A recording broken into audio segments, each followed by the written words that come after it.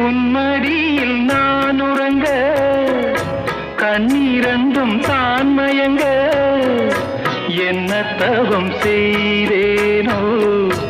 என்னவென்று சொல்வேனோ